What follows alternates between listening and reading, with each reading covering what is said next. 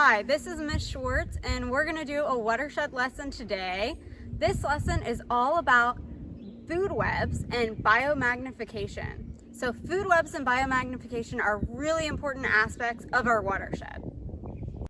Let's talk a little bit about food webs. A tomato plant will produce fruit using the sun. It is called a producer. It grows in the soil, which is non-living for the most part, and non-living things in the environment are called abiotic.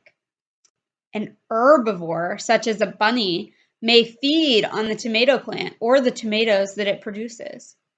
It only eats producers, so it is called an herbivore, and it can also be called a consumer.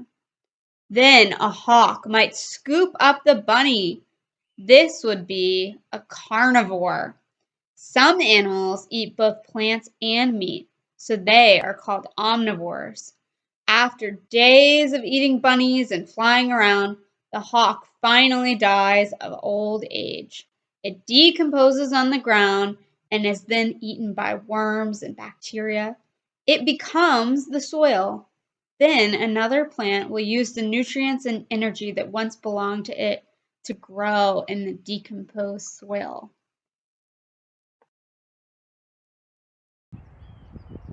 Let's make a food web. A food web starts with the sun. The sun provides all the energy to the earth. I'm grass. Grass is a producer, so it uses the sun to make its own energy and grow. What kind of things do you think could eat grass? Maybe a caterpillar. What here might eat a caterpillar? Maybe a frog? Do you think a snake might eat a frog? A bald eagle swoops down and eats the snake. The eagle might also eat a fish. A fish might eat a dragonfly nymph. No! The other dragonfly nymphs in the stream were impacted by pesticides, and it made it so that they can no longer live in the stream. What happens to a chain without one of its links? After all of the sensitive macroinvertebrates and dragonfly nymphs are gone from the stream, there's going to be other problems in the food web. There won't be as much food for the fish to eat, so there will be fewer fish because they don't have enough to eat. And then if there's fewer fish, our bald eagle won't have a meal, and then there might be fewer bald eagles. Without so many bald eagles, do you think there will be more or less snakes around? I'd say there might be more because the bald eagles would normally eat them. If there's more snakes around, then they will eat up all of the frogs. And with the snakes eating up all of the frogs, suddenly there's way too many caterpillars, and all the caterpillars will be eating all of the grass, and then there won't be enough grass left for the other animals that need grass, and our whole food web will be impacted. All of the pieces of the food web are very important, so we need to do our best to protect our watershed and make sure that all of these food web links stay intact. Let's talk a bit about toxins. Toxins can be added to our watershed in many different ways. Do you remember when we discussed pesticides when we were doing the Enviroscape together? Pesticides are poisonous to insects, so people use them to keep insects away from their plants. However, pesticides contain toxins, which can be harmful to other living things in larger doses. What if a bird eats a grasshopper, which had died because it ate a leaf with pesticide on it? That bird will have a small amount of pesticide in its body. It may get sick from this small amount of pesticide, or it may not see any effects. However, the grasshopper was only one meal for the bird. What if this bird also eats a beetle who was also exposed to the pesticide? Now it has more and more pesticides in its body. The bird keeps eating insects without knowing that it is also eating poison. The pesticide builds up in the bird's small body over the coming days. Finally, after eating 10 more grasshoppers and 10 more beetles from the garden, the bird gets sick and dies. If it had only eaten the first grasshopper, it may have been fine, but because it kept unknowingly feeding on insects which had eaten the pesticide, it died. Of course, the bird has no idea about human-made pesticides. Did you know that our national symbol, the bald eagle, was once faced with extinction? Extinction happens when no animals of a certain kind exist anymore. Bald eagles were added to the endangered species list in 1978. This means that there were so few of them that people were worried about them going extinct. There may be lots of reasons that bald eagles were suffering in the wild, but people believe that one of the biggest reasons was the use of a pesticide called DDT. This pesticide traveled through the food chain and ended up in the bodies of many bald eagles across the United States. Bald eagles were dying because of the silent killer. Fortunately, environmentalists pushed for DDT to be banned because of its effect on bald eagles and other wildlife. That means that people and companies couldn't use it anymore. Finally, DDT was banned and other protections were put in place to help save bald eagles from extinction. And it worked. Bald eagles now have a healthy population and they are no longer on the endangered species list. People can help wildlife species by standing up for their protection. Pesticides are one toxin that can have a big effect within our food chain, but they are not the only one. Another common toxin is called mercury. You may have heard about mercury as a substance that can be harmful to humans. People take great care around mercury, though it is still used in some ways.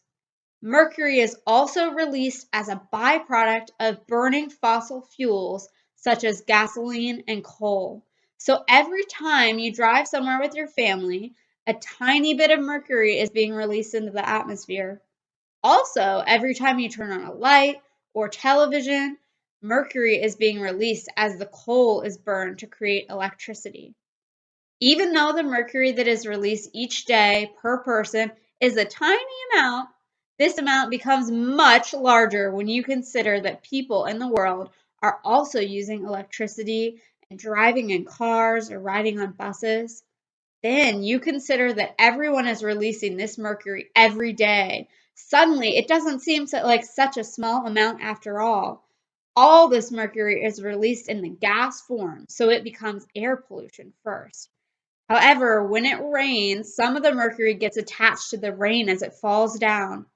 Then the mercury becomes water pollution in the watershed too. It is absorbed by the smallest organisms in the ocean, phytoplankton. They may only absorb a few molecules of mercury, but because they are the first part of the food chain. Organisms which are a bit larger, called zooplankton, will feed on the phytoplankton and will also be eating the mercury which the phytoplankton absorb. Then a small fish may come along and feed on zooplankton, eating hundreds or even thousands within its lifetime. What is it also eating along with the zooplankton? You guessed it, mercury. Then a larger fish, like a swordfish, comes along and eats lots of the small fish, eating all the mercury that they had eaten as well.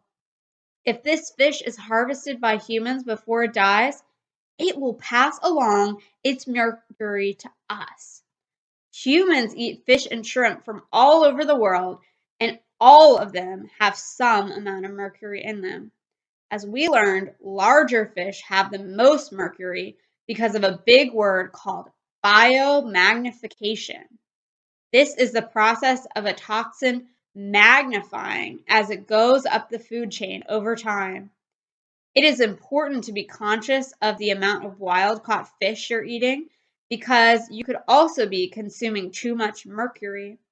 Remember that larger fish, such as swordfish, bluefish, grouper, marlin, and sharks, have the most mercury because they are high on the food chain. Smaller fish, such as sardines and fish that are lower on the food chain, such as catfish, do not have as much mercury, though they still have some. Hi guys, I'd like to teach you a little activity that has to do with biomagnification. So if you remember from our little story, we have some phytoplankton here. This is what they look like. And these phytoplankton, remember, they get their own energy that they make using the sun. So they're not eating anything in the ocean. However, they kind of take on the properties of the water. So if there's mercury in the ocean water, they're going to absorb that mercury. Each one of these little containers, I put 10 beads in. So this represents the amount of mercury that they have in their bodies. And then see, all of these cups are all of the phytoplankton in an area of the ocean. Of course, there'd usually be a lot more than this.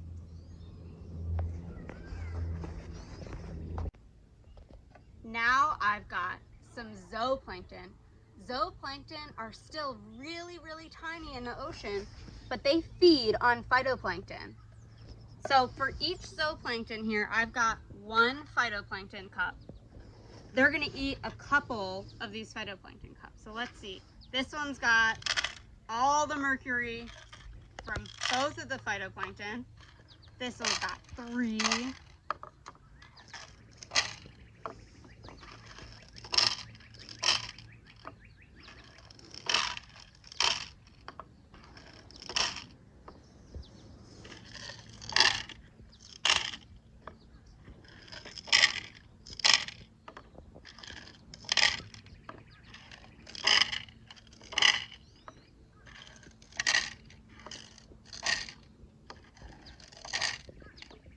Now all the zooplankton have eaten for the day.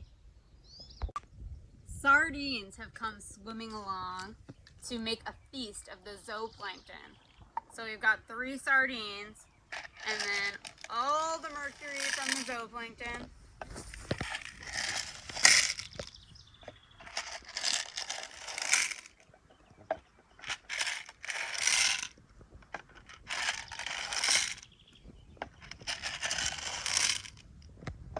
These are some hungry sardines.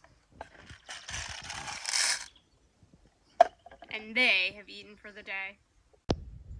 Dun dun dun dun dun dun dun dun. Here comes a swordfish. And it's gonna eat those sardines. Here's our sardine cups, and all of their mercury is in the belly of the swordfish. Look at all that mercury. Now along comes a fishing boat, and that fishing boat is gonna swoop up this big swordfish. And can you guess what they're gonna do with the swordfish? They're gonna serve it to you. So now on your dinner plate is some of that mercury from the swordfish.